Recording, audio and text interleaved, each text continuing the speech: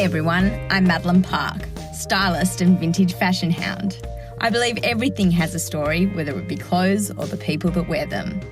Currently our stories may be warped by a world pandemic, but I want to focus on what we can control. So this is Style at Home, a bonus mini-series following season 1 of Style Stories. I sit in my closet with old and new peers and discover how they dress in isolation. Together we address their style at home. Today I'm chatting with Ali Shah, Communications and Engagement Specialist for the University of Sydney. Whilst Ali's day job requires him to interpret complex data sets, his personable nature and articulate sense of style are anything but dry. Whether he's engaging stakeholders, moonlighting as a fashion writer, or whipping up a one-pot Pakistani family recipe, Ali is making sure he adds a little flair into every day. And apologies for the sound quality on my end. My tech savviness needs a little work, but I promise you, Ali sounds great.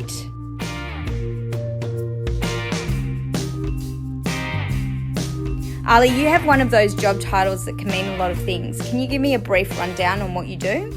Sure.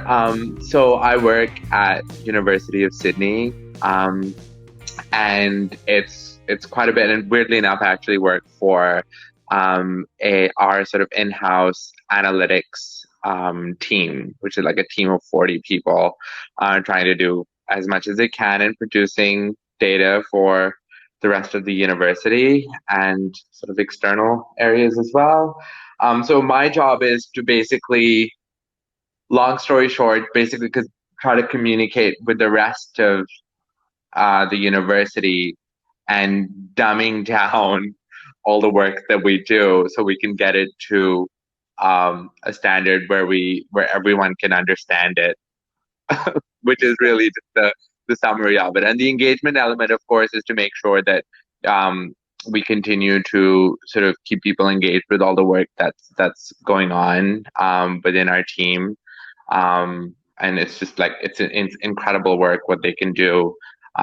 So that's pretty much in a nutshell. But of course, increasingly, as is the case everywhere else, this role has become a lot more sort of postural almost because of, having switched to working from home and trying to figure out ways and being as creative as possible as to how do you keep teams engaged, and what do you do? How do you manage working from home and sort of teams that size?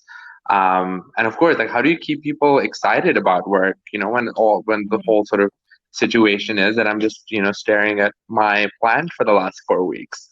Yeah. So you've been at home for 4 weeks now? Just approaching 4 weeks. Yeah. Which is pretty crazy. Yeah. So in terms of your normal life, what does your day look like? It's really just sort of getting an early start, getting dressed and, making my bed and getting out of the house really early, getting a coffee, getting the train to work. And then, of course, like coming to, working at a campus where you would see like thousands of kids and people every single day. And then sort of coming back and sort of probably 3 to 4 nights a week, I would probably be seeing some sort of friends or doing something, which is all not the case anymore. Yeah. So how do those iterations affect how you get dressed in the morning normally? It's really weird because that hasn't changed at all. I've been very, very particular about trying to. I think to be honest, I think it's a huge part of my sanity at the moment, which is, making my bed in the morning and getting dressed, like as much as I would on a normal working day. Just I was ironing my jeans this morning, so it really. So I don't know, like that's what I would do outside of like just going to work as well. Yeah. Working at a university, is it a bit more casual? What's your Yeah, so I think it's definitely a little bit more relaxed compared to corporate, and I used to be in corporate before as well. But I think I definitely have a little bit more freedom to um, sort of keep it sort of semi-formal, like uh, but sort of experiment a little bit more with personal style, because just a little bit more in me, because I moonlight as a writer as well, and it's predominantly in fashion writing. So that's a huge sort of passion area Yeah, for me. So yeah. it's always nice to be able to use that sort of at a workplace that isn't necessarily fashion focused. You were talking before about um, your job is to really produce layman's terms for data. Is that right? Like, Yeah. so what's the content of the data? It's a lot. So it's like anything from, looking at, we sort of produce some of like a significant amount of reports about, various things within, the university about, um, be it from like financials or looking at, various sort of, student experience reports as well. And of course, recently they were able to do like a whole COVID-19 dashboard, which is like up to Right. like 16 reports, sort of they update in real time, just looking at like movements of like just like students that might be affected, how are students sort of engaging with courses, how many students have we lost, for example, and Yeah. really just getting that information in pretty much real time. But Yeah. when you get a data scientist to explain this to you, they will give you an explanation that makes zero sense to anyone, Yeah. including me. Yeah. But I think then you sort of try to see, okay, so let's have a look. Let's Yeah. take a few steps back, and let's stay there. And do you have to just put it into words, or do you have to go out there and publicly kind of present that information as well? It's a little bit of both. So I Right. think it's a lot of putting it into words and then, sort of putting it out to the university, because of course they are our users. They will be using this information, but then of course, being able to use that for, sort of our senior executives, for them to use and present and really sort of, bring that engagement in as well. So it's important that you're always kind of ready for that, and in terms of your appearance and mindset. Yeah, yeah, Yeah. absolutely. Do you have a bit of a uniform for work, like a bit of a formula? I'm normally in like some kind of white shirt, or there is at least one white element. Um, I don't know why. Um, and and I still try to keep it like it's still like sort of like fun. Like it's not completely casual. Like even if I'm wearing a Yeah. t-shirt, I'm wearing jeans. I'll probably put a blazer on top.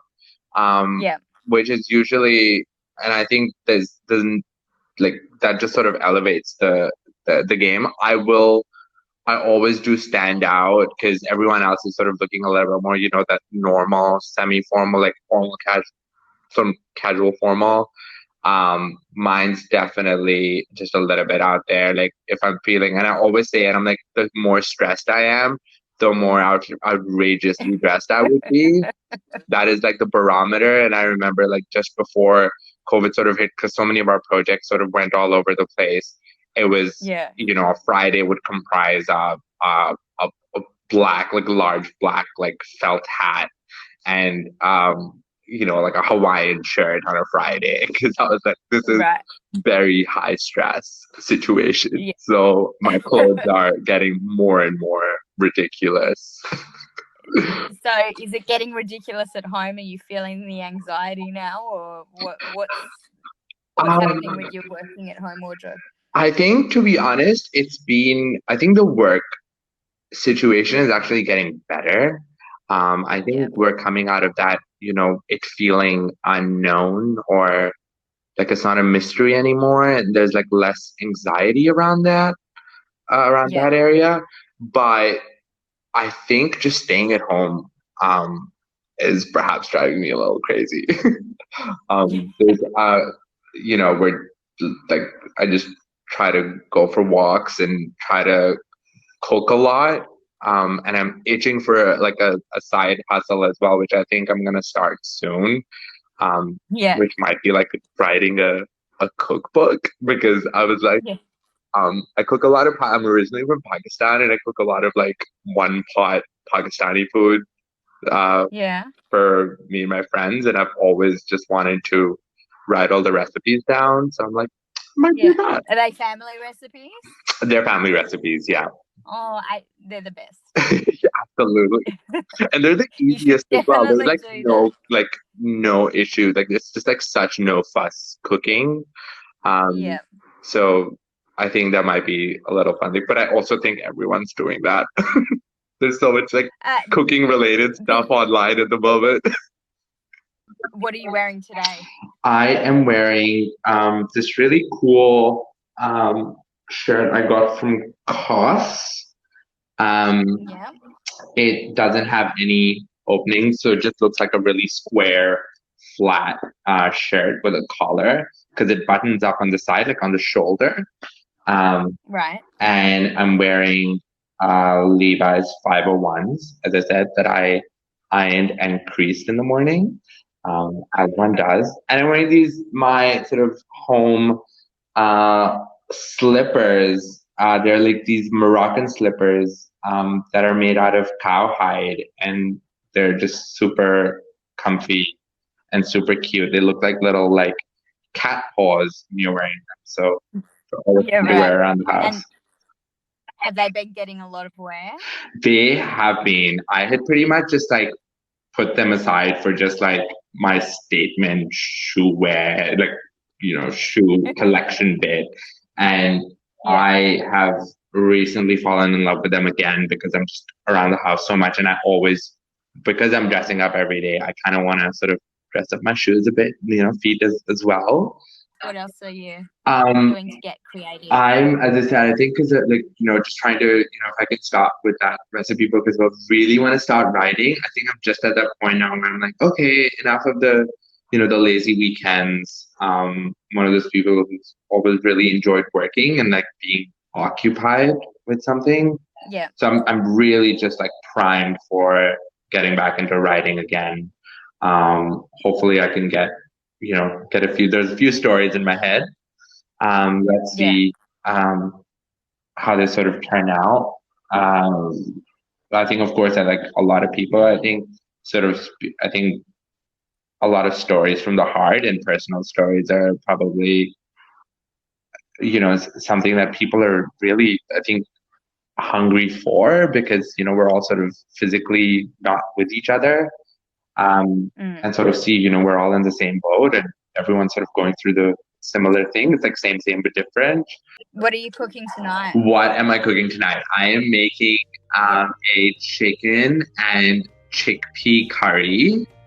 And what else am I gonna do with it? I might do. I've got just a gazillion eggs, and I don't want them to go off. So I feel like I might do a little egg side as well. But I don't know what that's gonna look like. I don't know what an egg side looks like, but you know what? I'm looking forward to reading about it in your cookbook. Yeah. Let's see how it turns out. Thank you so much, Ali. It was so lovely to talk to you. No, thank you so much. It's been lovely.